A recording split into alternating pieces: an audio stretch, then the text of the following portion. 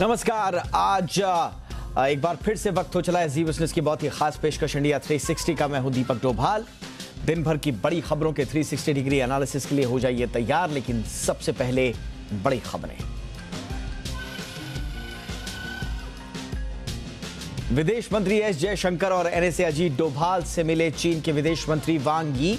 भारत ने साफ किया अपना रुख, जब तक एलएसी पर शांति नहीं तब तक रिश्तों में सुधार मुश्किल है। इंडिया 360 में करेंगे विश्लेषण। चीनी विदेश मंत्री की इस भारत दौरे से क्या मायने हैं, क्या मतलब है और चीन की मंशा क्या है।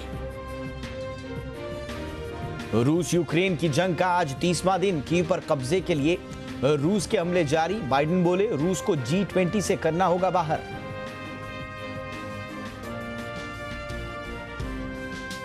योगी आदित्यनाथ दूसरी बार बने यूपी के मुख्यमंत्री। 18 कैबिनेट समेत कुल 52 मंत्रियों ने ली शपथ।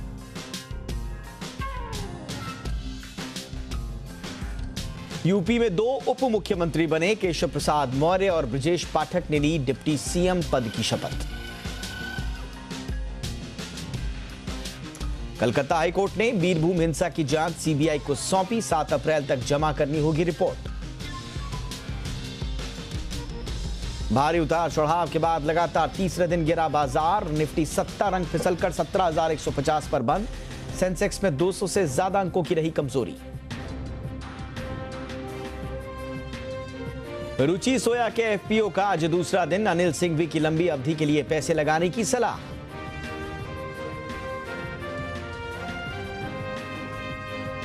और विमान की तर्ज पर भारतीय रेलवे भी देगी रिवॉर्ड पॉइंट्स। अप्रैल तक आ सकती है योजना। पहले फ्रेट के लिए, बाद में आम यात्रियों को भी मिल सकेगी सौगात।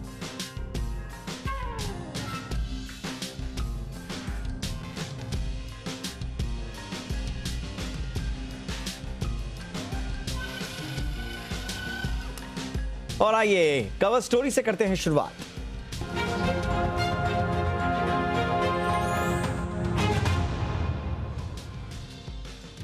चीन के विदेश मंत्री वांग यी ने भारत के दौरे पर आज राष्ट्रीय सुरक्षा सलाहकार और विदेश मंत्री एस जयशंकर से मुलाकात की। द्विपक्षीय संबंधों को बेहतर बनाने के उद्देश्य से भारत पहुंचे वांग यी का यह दौरा कई मायनों में खास रहा। एक तरफ जहां रूस यूक्रेन युद्ध जारी है तो दूसरी तरफ एलएसी पर हालात अभी भी तनावपूर्ण बने हुए हैं।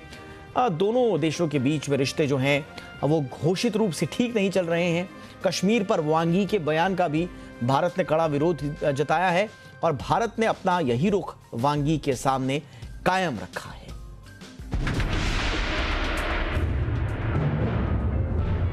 चीन भारत के साथ द्विपक्षीय संबंधों को बेहतर बनाना चाहता है और इसी वजह से चीन के विदेश मंत्री वांग यी भारत के दौरे पर पहुंचे।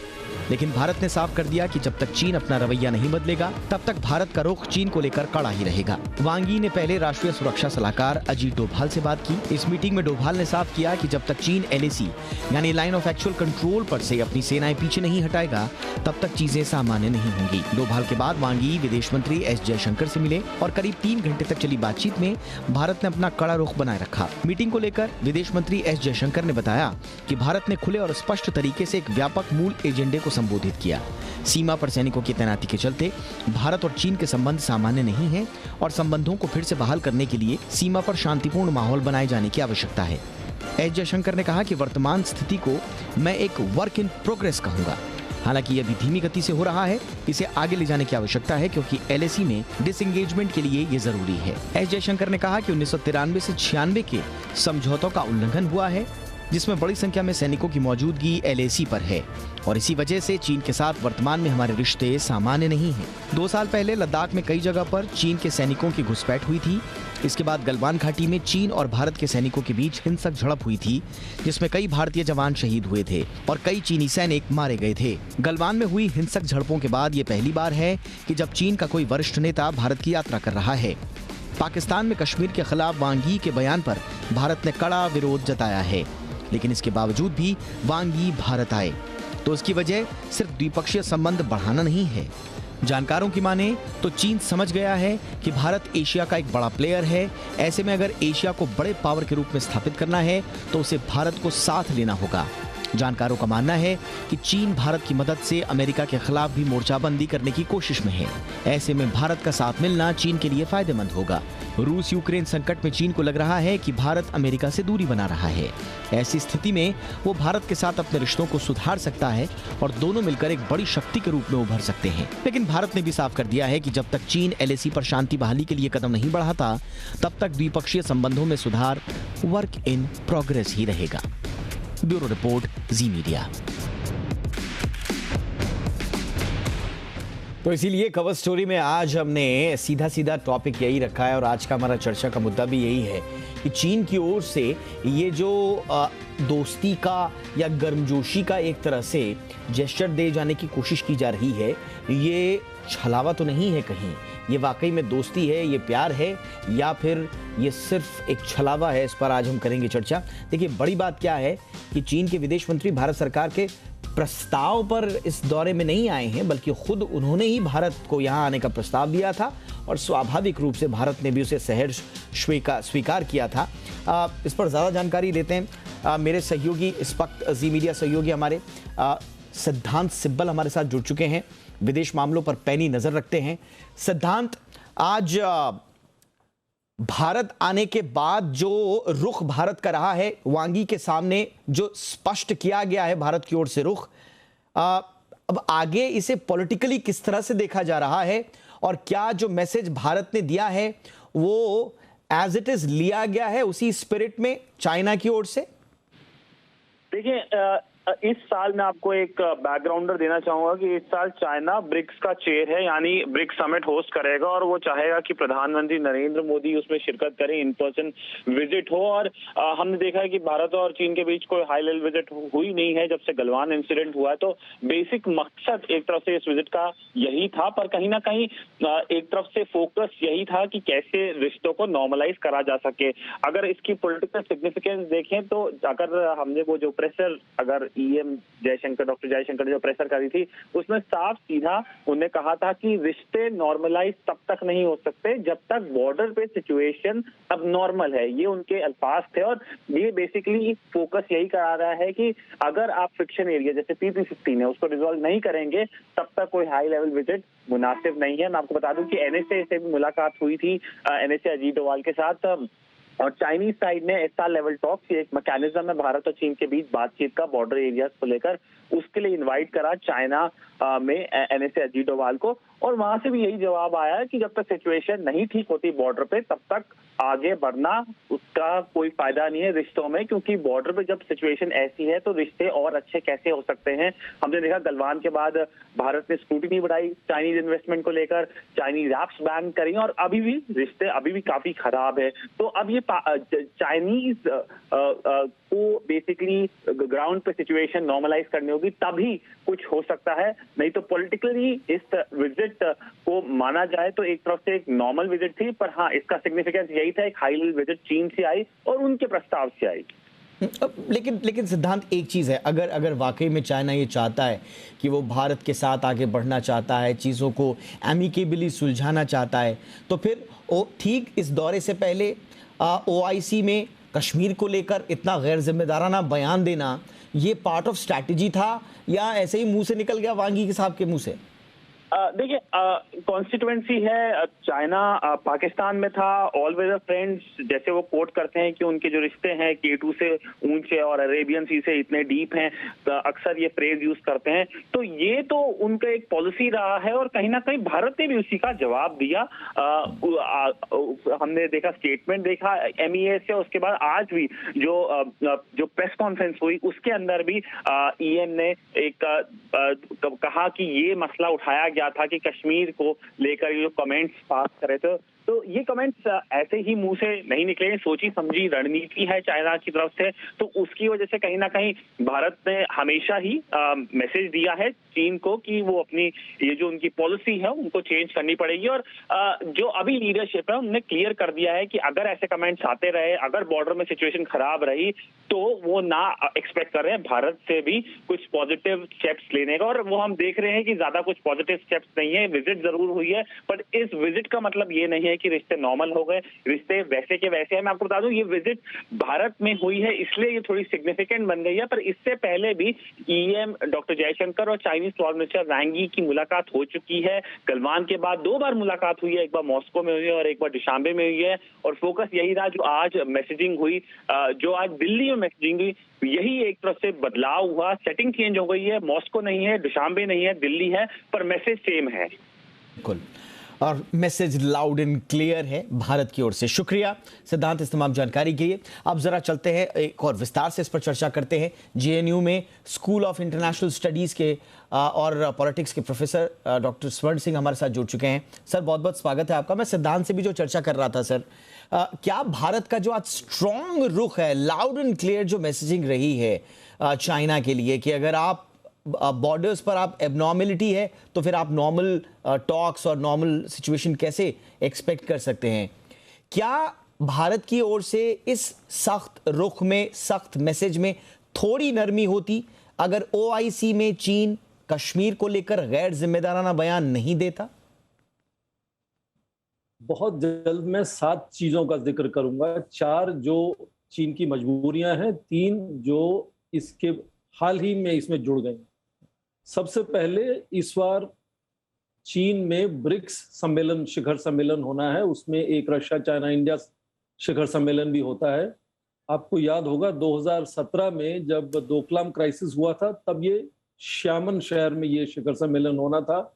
चीन की मजबूरी है कि भारत के प्रधानमंत्री उसमें शामिल हों, और ब्रिक्स शिखर सम्मेलन से पहले करीब 50 ऐसे इवेंट होते हैं जिसमें खिलाड़ी, अध्यापक, मीडिया वाले, स्पोर्ट्स पीपल, मिनिस्टर, ऑफिशियल सब मिलते हैं, फिर बाद में शिखर सम्मेलन होता है। तो भारत के दरवाजे खुलने चाहिए, ये चीन की आज जरूरत है, ये ब्रिक्स के शिखर सम्मेलन को सफल करने के लिए। दूसरा, यूक्रेन क्राइसिस में आप देखें चीन रूस के साथ जुड़ा हुआ है, पर रूस और चीन थोड़े से दुनिया का जो पूरा माहौल बन रहा है उससे अलग होते नजर आते हैं। तो उनको लगता है कि भारत को क्या अपने साथ जोड़ सकते हैं, क्योंकि भारत ने भी जो न्यूट्रलिटी का पोस्चर बना रखा है, उससे लगता है कि उनकी जरूरत है कि भारत को किस तरह से साथ जोड़ा जाए। तीसरी बात, इस मौके पर जब पश्चिमी देशों का जो एक तरह से दबाव बना हुआ है रूस पर, चीन पर और कुछ हद तक भारत पर भी, तो चीन की कोशिश है कि क्या इस मौके का फायदा उठा के भारत को क्वाड से, जब पश्चिमी देशों से हल्का सा अलग किया जा सकता है या नहीं। चौथी बात हुई सीमा की। सीमा पर लगातार आप देखें 15 बार कोर कमांडर्स की बात हो चुकी है, 8 बार हमारे विदेश मंत्रालयों में जो एक वर्किंग मैकेनिज्म बना हुआ है उसकी बात हो चुकी है। तो ये चीन पर भी एक तरह से उसका प्रभाव पड़ता है कि क्यों ये सीमा का तनाव नहीं हट रहा, और उनके लिए मुश्किल और बढ़ जाती है जब भारत खुले तौर पर, चाहे वो जापान के प्रधानमंत्री से बात करते हुए हो या फिर वो उसके ऑस्ट्रेलिया के प्रधानमंत्री के साथ बात करते हुए हो, प्रधानमंत्री मोदी ने साफ कह दिया कि जब तक ये सीमा का विवाद नहीं सुलझाया जाता तब तक रिश्ते नहीं सुलझाए जा सकते। ये 4 बातें जिसकी वजह से वांग यी भारत आए। अब आते हुए रास्ते में उन्होंने क्या किया कि जैसे आपका अभी जिक्र हो रहा था सिद्धांत के साथ कि ओआईसी सम्मेलन में उन्होंने कश्मीर का जिक्र किया और उसका बहुत कड़ा निंदा हुई भारत की तरफ से। तो वो जो तात्कालिक माहौल था वो थोड़ा सा खराब हो गया, क्योंकि ये साफ नहीं हो पा रहा था कि वो भारत आएंगे, कब आएंगे। इसलिए उन्होंने तय किया कि काबुल चले जाते। काबुल जाने की ये दूसरी गलती मानी जा सकती है, क्योंकि भारत उसको अच्छा नहीं समझता है। किसी भी देश के किसी बड़े नेता की कोई वहां आज तक विजिट नहीं हुई है, केवल पाकिस्तान ने उनको अपने यहाँ बुलाया है।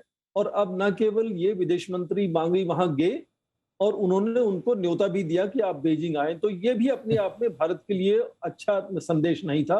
और तीसरा ये कि बड़ी अजीब बात है कि इतने वरिष्ठ जो प्रधानमंत्री वहां के हैं, बहुत देर से वो पार्टी में नेता हैं और भारत से लगातार उनकी बातचीत होती रही है, उनके आने तक की खबर को लास्ट मिनट तक बिल्कुल साफ तरह से बताया नहीं जा सका। इसलिए भारत ने भी उसका जिक्र नहीं किया मीडिया के साथ। तो ये 3 तात्कालिक कारण उसमें जुड़ गए मुझे लगता है, जिनमें कोई भी ब्रेक थ्रू जिसकी उम्मीद थी कि वांग यी आ रहे हैं, शायद कोई बड़ा संदेश लेकर आएंगे, कुछ ब्रेक थ्रू होगा इस बातचीत से, वो नहीं हो पाया। दोनों तरफ से केवल अपनी जो पोजीशन है उसको दोहराया गया। तो यदि उसको भी आप मानते हैं बट कि सर, चलिए शुरुआत की है, बट सर, इससे इससे इससे चीन की विदेश नीति का कौन सा पक्ष समझ में आता है? बिना होमवर्क वाली विदेश नीति, हबड़ तबड़ वाली विदेश नीति, और भारत को लेकर जब आप इतने सीरियस हैं और भारत को लेकर आप आगे बढ़ना चाहते हैं, एक तरफ कहते हैं, उसकी तरफ साफ तौर पर ऐसे बयान जो भारत को हर्ट करते हैं, आप जानते हैं। और विदेश नीति में तो कहा जाता है डिप्लोमेसी की जो लैंग्वेज होती है वो बड़ी डिप्लोमेटिक होती है, उसमें संदेश बिना कुछ कहे भी दे दिए जाते हैं।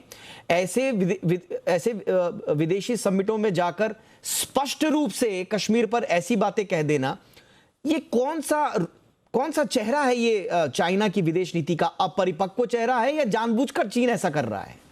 मुझे लगता है चीन की कुछ अपनी मजबूरियां हैं, और सबसे बड़ी मजबूरी चीन की है पाकिस्तान, और पाकिस्तान में वो प्रधानमंत्री जो कल तक रहेंगे नहीं पता नहीं है। तो शायद उस प्रभाव में आकर उन्होंने इस तरह की टिप्पणी वहां की। हालांकि चीन पूरी अच्छी तरह से जानता है कि भारत का क्या रिस्पॉन्स होगा इसको लेकर, तो वो टिप्पणी उनको हालांकि नहीं करनी चाहिए, पर वो टिप्पणी हुई और भारत से उनका विरोध भी हुआ और कड़ी निंदा भी हुई। आई एम सॉरी सर, मैं आपको थोड़ा सा यहाँ पर रोक रहा हूं। मैं सिद्धांत से भी यही पूछ रहा था, क्या इसे चीन की ओर से स्पष्ट बयान कहा जाए? यही वांगी का पर्सनल बयान ज्यादा आपको लगा? वो कैलकुलेट नहीं कर पाए कि वो क्या कहना चाहते हैं, या पूरा सोचा समझा बयान था ये कश्मीर पर?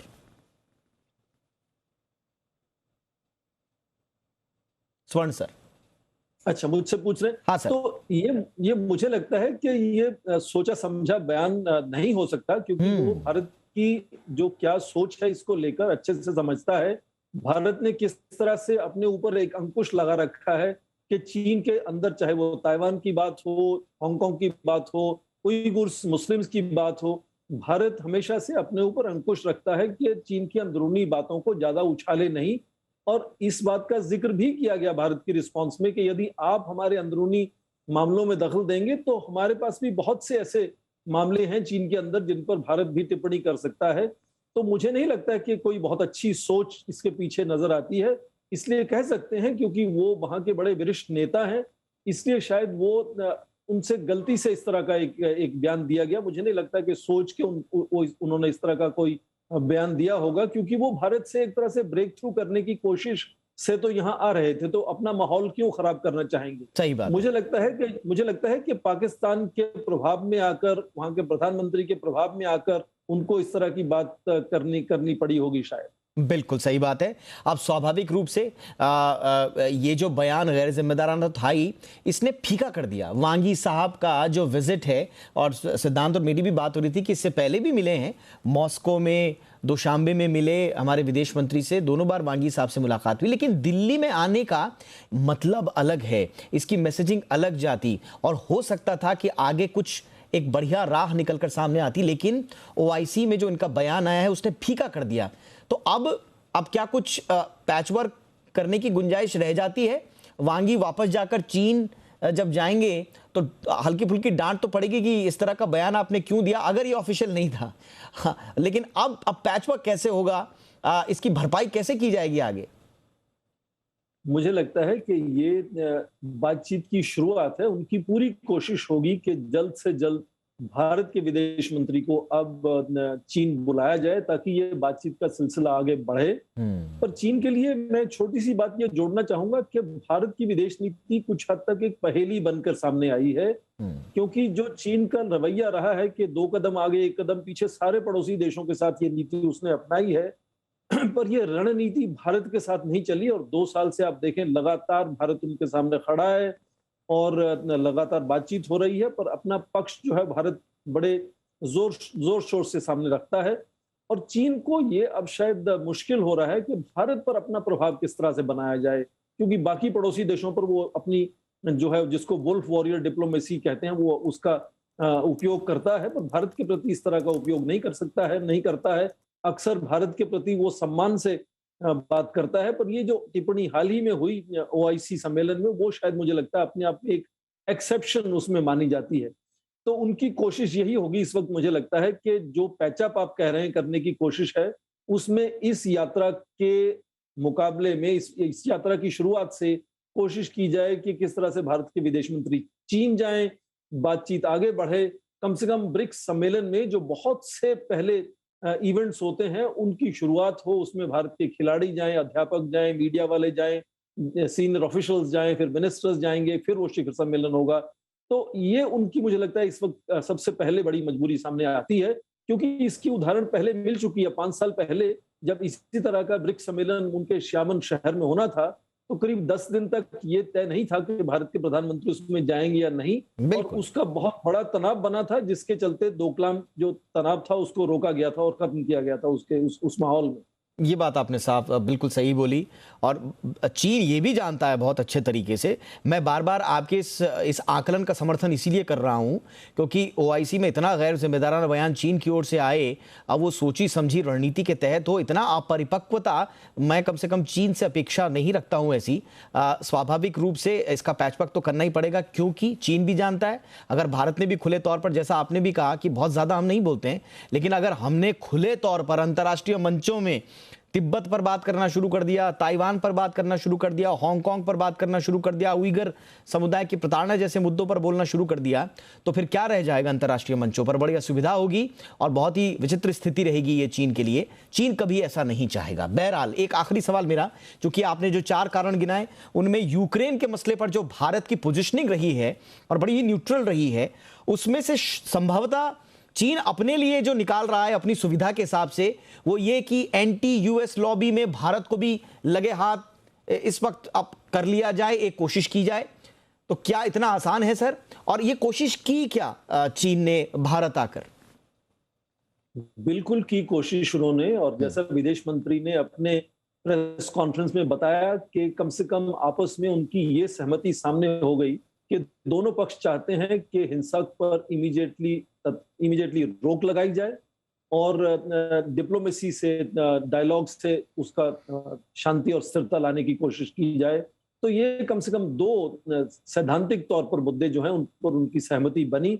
और ये यूक्रेन पर जो लग रहा है कि भारत और चीन की जो रणनीति है, जो सोच है, वो कम से कम एक जैसी नहीं तो मिलती जुलती है। ये अपने आप में एक सार्थक और सकारात्मक परिप्रेक्ष्य था, जिसमें लगा ऐसे कि दोनों विदेश मंत्रियों की बातचीत से शायद कुछ अच्छा सोच सामने साझा होगी।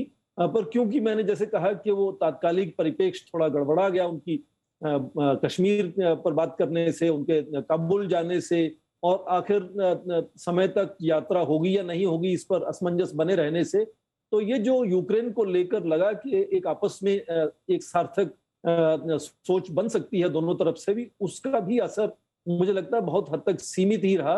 क्योंकि जो और कई बातें हुई उनमें जाहिर ये हुआ कि ज्यादातर बातों में चीन ने अपना पक्ष रखा और भारत ने अपना पक्ष रखा। दोनों एक तरह से पैरेलल बातें हुई, आपस में कोई इस तरह का समझ साझा होने का मुझे नहीं लगा कि उसमें कोई साफ बात सामने आई हो। यूक्रेन को लेकर ये बात जरूर उन्होंने कही विदेश मंत्री ने कि उनकी आपसी समझ बनी कि हिंसा पर रोक लगनी चाहिए, पहला सिद्धांत है, और दूसरा कि बातचीत करके वहां स्थिरता और शांति की व्यवस्था करनी चाहिए। ये भारत कहता रहा है, चीन भी कहता रहा है। हालांकि और कई मुद्दों में, जैसे चीन का जो समर्थन रूस के साथ है, उतना समर्थन भारत का नहीं है। भारत का समर्थन रूस के प्रति सीमित है, क्योंकि भारत ने हाल ही में देखें कि सुरक्षा परिषद में जो एक प्रस्ताव रूस ने रखा था, उसमें चीन ने उसका समर्थन किया, पर भारत ने उसमें भी एब्सटेन किया। तो दोनों के सोच में फर्क भी है। पर हाँ, यूक्रेन पर लेकिन कम से कम एक सीमित सीमा में, जिसको कहें कि उसमें 2 चीजों पर कम से कम सहमति हुई आपस में। पर मुझे नहीं लगता कि जितनी उम्मीद चीन लेकर आया था यहाँ उनका डेलीगेशन और उनके विदेश मंत्री, उतनी यहाँ उनको सफलता मिली है। इसीलिए उनकी ये कोशिश होगी कि जल्द से जल्द भारत के विदेश मंत्री को चीन बुलाया जाए, ताकि ये जो इसकी जो स्मृति है, इसकी याददाश्त है, उसको हटाकर नए दौर को शुरू किया जाए बातचीत में। बिल्कुल। काश कि चीनी विदेश मंत्रालय का डेलीगेशन अच्छे से होमवर्क करके आता, स्पष्ट नीति के साथ आता, एक बेहतर अप्रोच के साथ आता, और काश एक गैर जिम्मेदाराना रवैया, एक इस तरह के जेस्चर्स ना दिखाई देते, तो संभवतः स्वर्ण सर और मेरी जो बातचीत है वो एक पॉजिटिव नोट पर एंड होती हुई नजर आती। लेकिन फिलहाल भविष्य के घर में क्या है ये भविष्य ही बताएगा। Thank you so much sir, आपने वक्त निकाला, बहुत अच्छा विश्लेषण रहा, बड़ा सारगर्भित रहा। शुक्रिया आपका वक्त निकालने के लिए। आइए अब बात करते हैं रूस और यूक्रेन के बीच छिड़ी जंग की।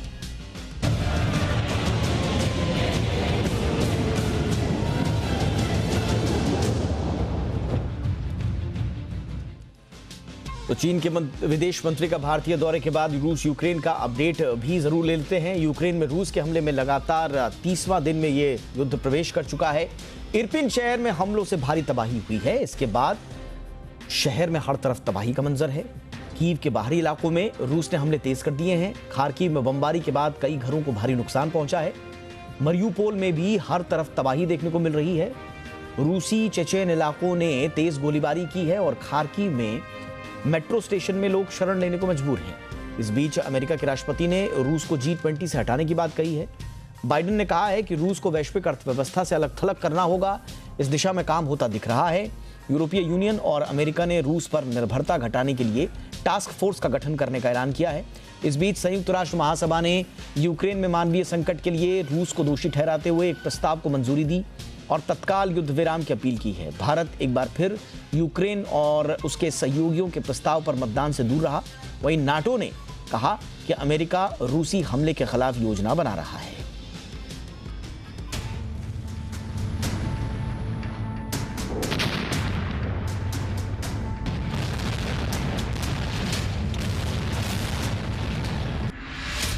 तबाही के 30 दिन, रूस का अटैक। एक महीने पहले यूक्रेन पर रूसी सेना का कहर टूटना शुरू हुआ था। एक ही रात में यूक्रेन की राजधानी कीव से लेकर खार्किव तक रूसी सेना के हमलों से दहल गए थे।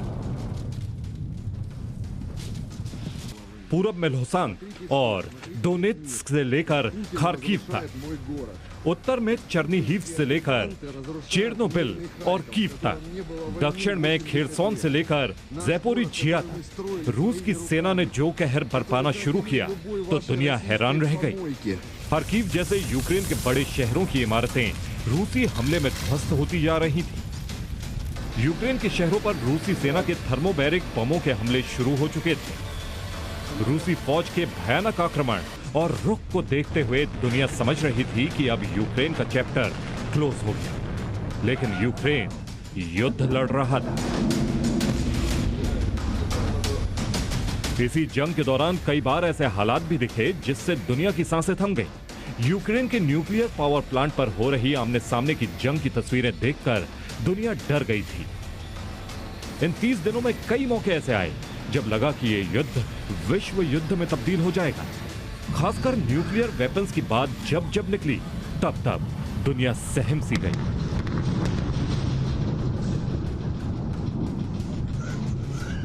इन्हीं 30 दिनों में यूक्रेन युद्ध के बीच केमिकल से लेकर बायो वेपन तक के इस्तेमाल की आशंकाओं और आरोपों का दौर भी चला, जिसमें अब बात धमकी चेतावनी तक पहुंच चुकी है। ब्यूरो रिपोर्ट, जी मीडिया। रूस यूक्रेन के बीच युद्ध शुरू होने के पीछे शक एक बहुत बड़ी चीज रही है। कभी रूस अमेरिका पर शक करता है तो कभी अमेरिका को रूस पर शक होता है और दोनों देशों का ये शक दिन ब दिन बढ़ता ही जा रहा है और ये शक है परमाणु हमले का।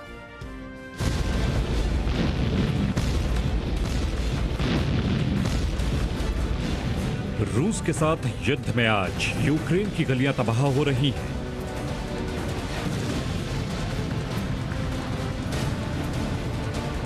लाखों लोग अपना घर-बार छोड़कर दूसरे देशों में जाने को मजबूर हैं। जो लोग यूक्रेन में फंसे हुए हैं, वो भी डर के साए में जी रहे हैं। ये सारी तबाही सिर्फ और सिर्फ एक शक के कारण हुई।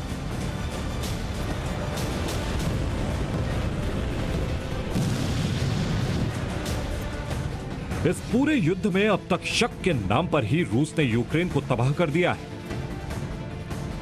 रूस को ऐसा लगता है कि यूक्रेन अमेरिका की मदद से जैविक हथियार बना रहा है और उसने सबूत भी पेश किए थे, जिसमें हथियारों को तैयार करने वाले लैब्स के बारे में बताया था। लेकिन शक करने वालों में अकेला रूस नहीं है। अमेरिका को रूस पर किन किन चीजों को लेकर शक है, इसकी तो लिस्ट काफी बड़ी है। अमेरिका को तो आज भी लगता है कि रूस यूक्रेन पर केमिकल हथियारों से वार कर सकता है, और अगर ऐसा हुआ तो वो रूस को करारा जवाब देगा।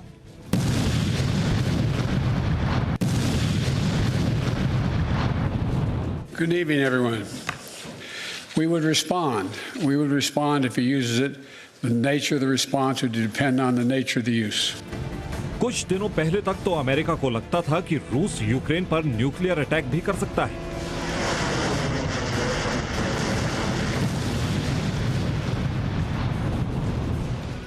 खैर, अमेरिका को तो न जाने कितने दिनों से इस बात का भी शक है कि चीन रूस को सैन्य मदद दे सकता है, और इसीलिए वो समय समय पर चीन को धमकी देने का मौका भी नहीं छोड़ता है। I had a very straightforward conversation with Xi. Now I guess it's 6 days ago, 7 days ago, in that range, and I made it clear to him. I made no threats, but I made it clear to him that make sure he understood the consequences of him helping Russia. लेकिन बड़ा सवाल यह है कि युद्ध में तबाह हो रही यूक्रेन की जनता किस पर भरोसा करे? क्या वो रूस को गुनहगार माने? क्या वो अमेरिका का विरोध करे, या फिर अपने देश से सवाल करे? ब्यूरो रिपोर्ट, जी मीडिया।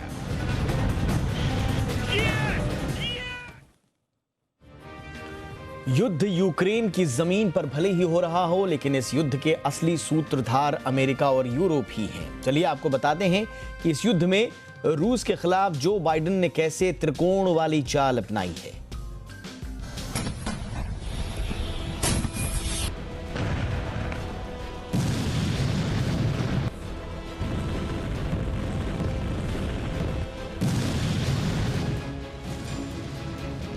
ये युद्ध रूस और यूक्रेन लड़ रहे हैं।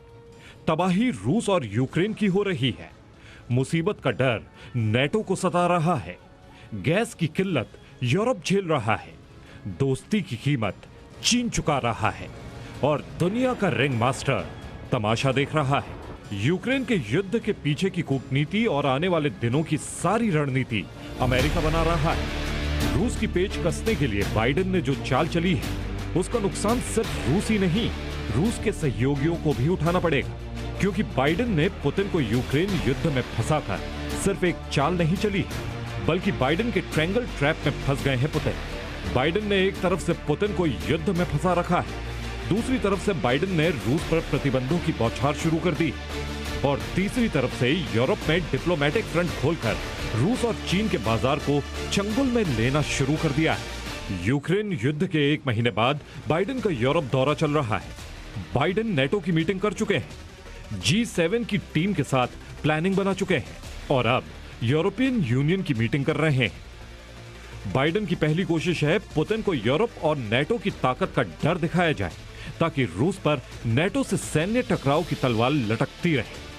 नेटो की बैठक में ब्रुसेल्स पहुंचे बाइडेन ने रूस के संभावित केमिकल अटैक के खतरों के बहाने पुतिन को सीधी धमकी दी।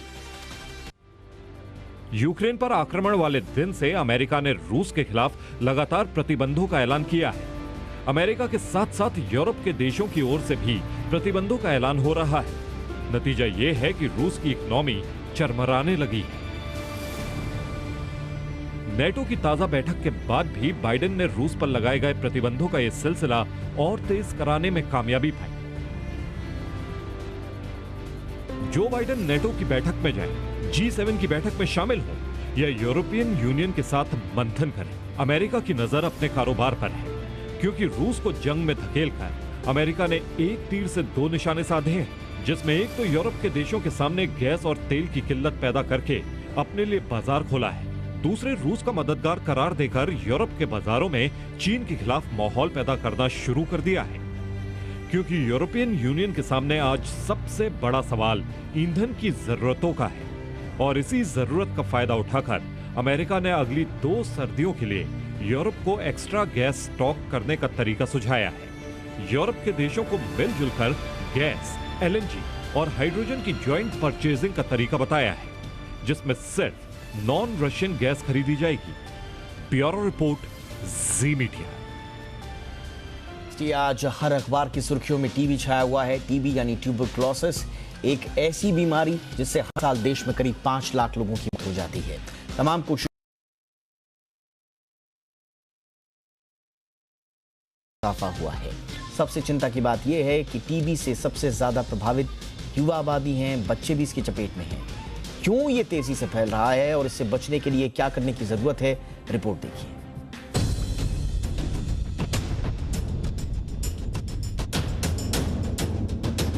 टीबी यानी ट्यूबरकुलोसिस एक ऐसी बीमारी जिसका नाम सुनते ही लोगों के चेहरों पर मौत का खौफ दिखने लगता है। कई लोग तो इस बीमारी को लाइलाज मानते हैं, लेकिन ऐसा नहीं है। समय पर अगर बीमारी का पता चल जाता है तो इसको भी खत्म किया जा सकता है, लेकिन लोगों की लापरवाही के चलते ही इस बीमारी ने 140 साल बाद भी हमारा पीछा नहीं छोड़ा है। WHO के मुताबिक टीबी से दुनिया भर में हर साल करीब 15 लाख लोगों की मौत होती है, यानी हर दिन 4100 लोग इस बीमारी से दम तोड़ देते हैं। इस रिपोर्ट के मुताबिक दुनिया में हर घंटे औसतन 137 लोगों की मौत होती है और हर साल करीब 1 करोड़ 22 लाख लोग इसकी चपेट में आ जाते हैं। भारत की बात करें तो आंकड़े चौंकाने वाले हैं, क्योंकि देश में पिछले साल के मुकाबले टीबी के मामले 19% बढ़े हैं। भारत में टीबी से होने वाली मौतों के आंकड़े भी कम नहीं हैं। दुनिया भर में इस बीमारी से हो रही मौतों का 34% हिस्सा भारत का है। साल 2019 से 2021 में हुए सर्वे के मुताबिक टीबी के सबसे ज्यादा मामले दिल्ली में दर्ज किए गए हैं। दिल्ली में 98,483 लोग इस बीमारी से ग्रसित मिले हैं। दिल्ली में हर 1 लाख की आबादी में 534 लोग इसकी चपेट में हैं। राजस्थान में 484 लोग टीबी के खतरे में हैं। वहीं उत्तर प्रदेश में ये संख्या 481, हरियाणा में 465, छत्तीसगढ़ में 454 और मध्य प्रदेश में इसके 386 मरीज पाए गए हैं। WHO ने इस बार की theme invest to end TB, save lives रखा है। इसके तहत साल 2022 तक टीबी के इलाज के लिए $13 अरब खर्च किए जाएंगे।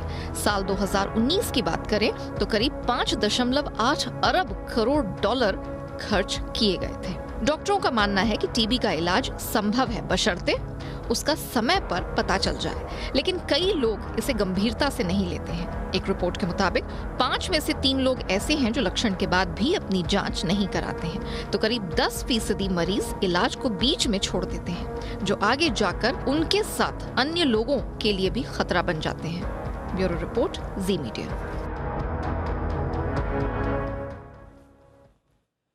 आप अपनी गाढ़ी कमाई कहाँ निवेश करें, इसको लेकर आपको सोशल मीडिया पर कई तरह के वीडियोस मिल जाएंगे। इंस्टाग्राम, टेलीग्राम समेत तमाम पोर्टफोलियोज, तमाम प्लेटफॉर्म्स पर दिखने वाले ये इन्फ्लुएंसर्स आपको नुकसान का भी कई बार वजह नहीं बताते, उसके पीछे की कहानी नहीं बताते और अंततोगत्वा आपका पैसा डूब जाता है। और ऐसे ही इन्फ्लुएंसर से आम लोगों को बचाने के लिए ऑस्ट्रेलिया ने एक नया नियम निकाला है। इस नियम की क्या भारत में भी जरूरत है? जरा इस रिपोर्ट को देखिए, फिर हमें बताइए।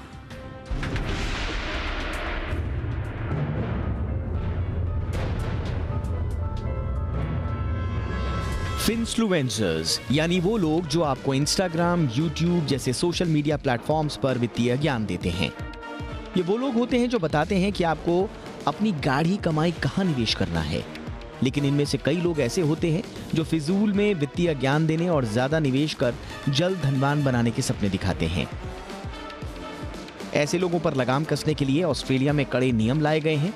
Australian securities and investment commission ने एक अधिसूचना जारी की है। इसके मुताबिक वित्तीय सलाह देने के लिए लाइसेंस लेना होगा। वित्तीय सेवाओं और उत्पादों पर ऑनलाइन चर्चा करने या सलाह देने के लिए वित्तीय कानूनों को मानना होगा। अगर कोई लाइसेंस के बिना वित्तीय सलाह देता है तो उसे 5 साल तक की जेल की सजा और जुर्माना हो सकता है। कमीशन की तरफ से साफ किया गया है कि सिर्फ वित्तीय सलाह ही नहीं बल्कि ब्रोकर्स की एफिलिएट लिंक्स शेयर करने के लिए भी लाइसेंस जरूरी होगा। दरअसल ऑस्ट्रेलिया की वित्तीय संस्था पिछले साल एक सर्वे किया। इसमें सामने आया कि 18 से 21 साल के 33% युवा फाइनेंशियल इन्फ्लुएंसर्स को फॉलो करते हैं। सर्वे में यह भी खुलासा हुआ कि ऑस्ट्रेलिया में 64% लड़कियां और लड़कों ने एक इन्फ्लुएंसर के चलते अपना वित्तीय व्यवहार बदला और इससे उनको नुकसान झेलना पड़ा। ऑस्ट्रेलिया ही नहीं बल्कि ब्रिटेन और स्पेन में भी इस तरह के नियम लागू हैं। भारत में भी फर्जी एडवाइजर्स पर मार्केट रेगुलेटर सेबी लगातार कार्रवाई कर रहा है। हाल ही में सेबी ने टेलीग्राम पर शेयर टिप्स देने वालों के खिलाफ कार्रवाई की। दरअसल टेलीग्राम, यूट्यूब, व्हाट्सएप जैसे सोशल मीडिया प्लेटफॉर्म्स पर फर्जी शेयर टिप्स का गोरख धंधा इस हद तक फैल चुका है कि सेबी को इसकी सफाई के लिए आगे आना पड़ा है। सेबी ने न सिर्फ फर्जी स्टॉक एनालिस्ट्स पर शिकंजा कसा है, बल्कि ऐसे एनालिस्टों की धरपकड़ भी की है जो ना तो सेबी से रजिस्टर्ड हैं और ना ही इन्हें इस तरह के काम करने की मंजूरी है। खुद जी बिजनेस ने मार्केट माफिया मुहिम चलाकर ऐसे फर्जी एडवाइजर्स के खिलाफ जंग शुरू की थी। ऐसे में सवाल उठता है कि निवेश के लिए किन पर विश्वास किया जाए। इसके लिए सेबी से रजिस्टर्ड स्टॉक एडवाइजर से ही टिप लें। शेयर लेने से पहले उसकी फाइनेंशियल स्थिति जांचें, मुफ्त की स्टॉक टिप्स लेने से बचें, एक दिन में ही अमीर बनने के लालच से दूर रहें, फोन पर या मैसेज से मार्केट में निवेश के ऑफर से सावधान रहें। किसी भी तरह का फ्रॉड हो भी जाता है तो उसकी सूचना तुरंत सेबी को दें। आप फ्रॉड की शिकायत www.sebi.gov.in पर कर सकते हैं। सोशल मीडिया प्लेटफॉर्म पर आपको ऐसे तमाम फर्जी स्टॉक गुरु मिल जाएंगे जो आपको जल्द अमीर बनाने का सब्ज़बाग दिखाकर आपका पैसा कब साफ कर देंगे आपको पता भी नहीं चलेगा। इसलिए अनरियलिस्टिक रिटर्न के चक्कर में ना पड़ें और अपना निवेश सोच समझ कर ही करें। ब्यूरो रिपोर्ट, जी मीडिया। विमान की तर्ज पर जल्द ही आपको भारतीय रेलवे से सफर के भी पॉइंट्स मिल सकते हैं। भारतीय रेलवे अप्रैल में इसका प्लान लाने की तैयारी कर रही है। क्या है भारतीय रेलवे का ग्रीन पॉइंट प्लान और कैसे ये प्लान आपको दिलाएगा फायदा, देखिए।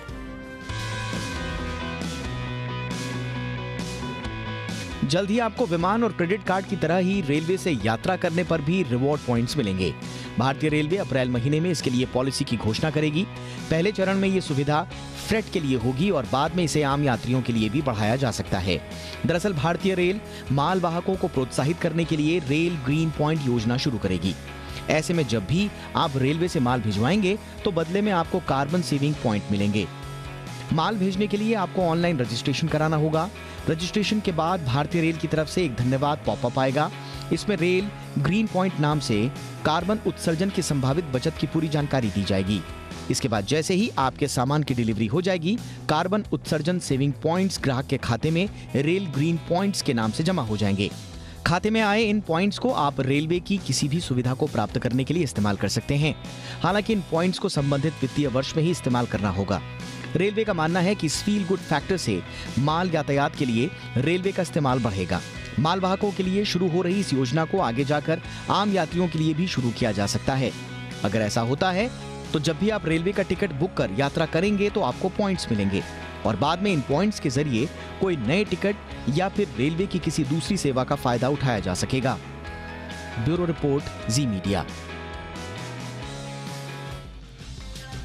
आइए अब चलते हैं यूपी, जहां योगी सरकार के पहले कार्यकाल में आज उसके बाद प्रचंड जीत के बाद अब दूसरे कार्यकाल में योगी आदित्यनाथ ने रख दिया है कदम।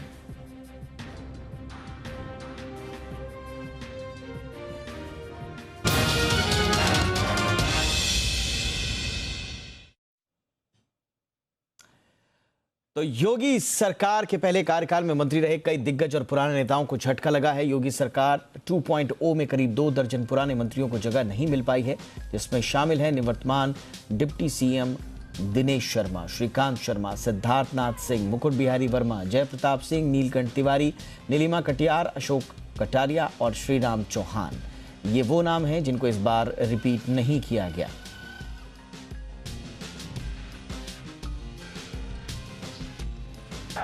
मैं आदित्यनाथ योगी ईश्वर की शपथ लेता हूं कि मैं विधि द्वारा स्थापित भारत के संविधान के प्रति सच्ची श्रद्धा और निष्ठा रखूंगा। मैं भारत की प्रभुता और अखंडता अक्षुण्ण रखूंगा।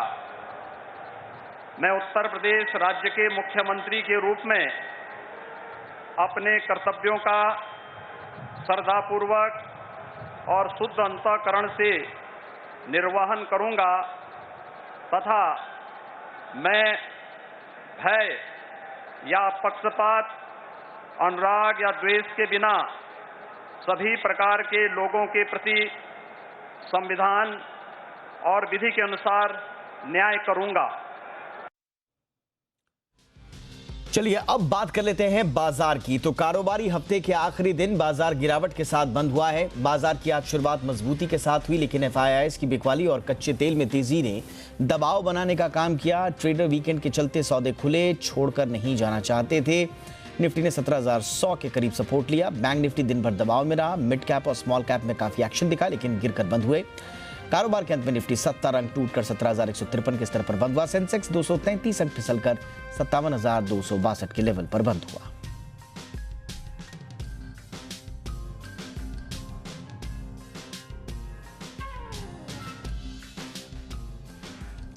EPFO ने इस साल 40 बेसिस पॉइंट ब्याज दरों में कटौती की है और ऐसा करने के लिए बाजार में उतार चढ़ाव के अलावा भी कई और वजह नहीं, लेकिन अगले साल ब्याज दरों में बढ़ोतरी जरूर होगी। ये मानना है EPFO के सेंट्रल बोर्ड ऑफ ट्रस्टीज के मेंबर प्रभाकर बाणासुरे का। EPFO की योजनाओं को लेकर प्रभाकर बाणासुरे से खास बातचीत की हमारे संवाददाता अनुराग शाह ने। बहुत बड़ी कटौती हुई है 40 बेसिस पॉइंट की, और इसको लेके काफी चर्चा है कि पिछले 40 सालों बाद इतनी दरें जो है वो कम की गई है। तो क्या ऐसी मजबूरियां रही कि इतना बड़ा फैसला लेना पड़ा? 8.10 जो हमने किया है, रीजन्स ये है कि इस समय में भी प्रॉफिट अच्छा हुआ है और 76,000 करोड़ का हमके इस समय में प्रॉफिट गेन हुआ है। लेकिन क्या हो गया कि इस समय में एयर इंडिया जो हमारी है कंपनी गवर्नमेंट की, वो टाटा को दी गई है और उसके अंदर में हमारे 10,000 करोड़ हमारा इन्वेस्ट हुआ था, वो रिटर्न आ गया और उसको हमको 10 to 11% हमको डिविडेंड उसमें मिलता था, उसमें कटौती हो गई है। दूसरी बात, कुछ कंपनियों में जो इन्वेस्टमेंट था जिसके अंदर में 9 to 10% का हमें वहाँ डिविडेंड इंटरेस्ट आ रहा था, वो मैच्योर हो गई। वो मैच्योर होने के पास में हमारे पास में उतना पैसा आ गया, वो डंप हो गया, वो इन्वेस्ट किए लेकिन उसके अंदर में ब्याज दर कम मिल लगी। तीसरा कि कुछ जो एग्जम्प्टेड ट्रस्ट थे, वो एग्जम्प्टेड ट्रस्ट सरेंडर करने में आए हैं। अब सरेंडर करने में आए कि उसका जो एम्प्लॉयज़ का जो मेंबर्स थे उसके पैसा देना, ये तो सब वो EPF पर बर्डन आ गया। इस वजह से 4-5 चीज़ें की वजह से इस समय रेट ऑफ इंटरेस्ट 8.10 करने में आया है। ई नॉमिनेशन हमने शुरू किया है और बहुत सिंपल है कि उसके अंदर में जाके आप वेबसाइट में जाके अपना नॉमिनेशन कौन दिया, क्या दिया, आधार कार्ड नंबर आप डाल के उसमें प्रोविडेंट फंड में भी आप दे सकते हैं और पेंशन के इसमें भी आप अपना ई नॉमिनेशन, लेकिन ई नॉमिनेशन बहुत ज़रूरी है अभी देना। बार बार चर्चा होती है कि इक्विटी के अंदर जो निवेश आप करते हैं उसको बढ़ाया जाए, तो अभी 15% तक सीलिंग है। तो क्या हम देखें कि इसमें ये जो इक्विटी के अंदर निवेश है वो बढ़ते हुए दिखेगा आने वाले वक्त में, और कहाँ तक अपर लिमिट जा सकती है? हाँ, अभी तो 15% है, लेकिन आने वाले वक्त के अंदर में इसको और बढ़ाने की हम चेष्टा करेंगे। और सभी जो FIC के मेंबर्स हमारे, वो भी यही चाहते हैं कि इसको 25% तक लेके जाना चाहिए, जिसकी वजह से आने वाले समय में कि अभी सभी गवर्नमेंट के सिक्योरिटीज़ के अंदर में, स्टेट गवर्नमेंट सिक्योरिटीज़ में उसका ब्याज दर कम आ रहा है। एक ही ऐसा एक इक्विटी जो है वो हमें ज़्यादा रिटर्न्स हमें अच्छा देने वाला। अभी लास्ट ईयर हमको एक इक्विटी से 13.91 इतना परसेंट के हिसाब से हमको रिटर्न्स वहाँ से आया है। तो यही देखते हुए आगे चल के यदि रेट ऑफ इंटरेस्ट हमको बढ़ाना है तो इक्विटी में निवेश बढ़ाना बहुत ज़रूरी है। कुछ अंतर्राष्ट्रीय खबरों का रुख कर लेते हैं। योग को स्वास्थ्य की दृष्टि से पूरी दुनिया में जबरदस्त तरीके से पसंद किया जा रहा है। अब सऊदी अरब भी अपने स्कूलों में स्पोर्ट्स करिकुलम के रूप में योग को जगह देने जा रहा है। सऊदी योग कमेटी के अध्यक्ष नौफ अल मारवाई ने कहा कि 2017 में ही कॉमर्स मिनिस्ट्री ने इस कोर्स को मान्यता दी थी।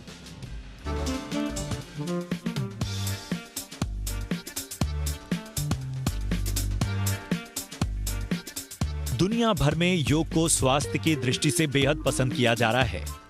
अब सऊदी अरब भी अपने स्कूलों में स्पोर्ट्स कैरिकुलम के रूप में योग को जगह देने जा रहा है। सऊदी योग कमेटी के अध्यक्ष नौफ अल मरवाई ने कहा है कि 2017 में ही कॉमर्स मिनिस्ट्री ने इस कोर्स को मान्यता दे दी थी। इस बैठक में स्कूलों के प्रधानाचार्यों ने हिस्सा लिया। अरब न्यूज के मुताबिक सभी श्रेणी के स्कूलों के अधिकारियों ने अपनी राय रखी। योगा इंस्ट्रक्टर और आनंद योगा स्टूडियो के फाउंडर खालिद जमा अल जहरानी ने कहा कि स्कूल हमेशा योग का ध्यान रखता है। बच्चों का हर तरीके से विकास हो, इस बात का ख्याल रखा जाता है। बता दें कि अब योग को पूरी दुनिया में महत्व दिया जा रहा है। 21 जून को दुनिया भर में योग दिवस मनाया जाता है। इस मौके पर देश विदेश में बड़े कार्यक्रम आयोजित किए जाते हैं। ब्यूरो रिपोर्ट, जी मीडिया। अमेरिका का एक यूनिक गांव उससे भी यूनिक वजह से चर्चा में है। इस गांव में रहने वाले लोग दुनिया से कटे हुए हैं। क्या है वजह, आप भी देखिए।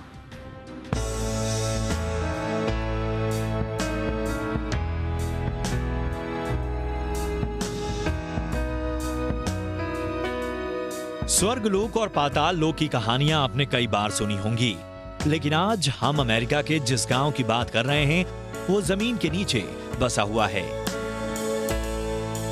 ये है अमेरिका के ग्रैंड कैनियन के हवासू कैनियन का सुपाई गांव। ये गांव जमीन से 3000 फुट नीचे बसा है। पाताल लोक में बसे होने की वजह से हर साल में करीब 55 लाख लोग इस जगह पर घूमने आते हैं। ये गांव गहरी खाई में बसाया गया है। यहाँ रहने वालों को रेड इंडियन कहते हैं। अभी इस गांव में करीब 208 लोग रहते हैं। इस गांव में आने जाने के साधन काफी कम हैं। चूंकि ये जमीन के नीचे बसा हुआ है, इस वजह से ये दुनिया से कटा हुआ है। गांव के नजदीक हाईवे है, जिससे लोग यहाँ आना जाना करते हैं। इसके अलावा यहाँ इंटरनेट नहीं है। इस गांव के लोग चिट्ठी के जरिए एक दूसरे से अपने कुशल क्षेम पूछते हैं। ब्यूरो रिपोर्ट, जी मीडिया।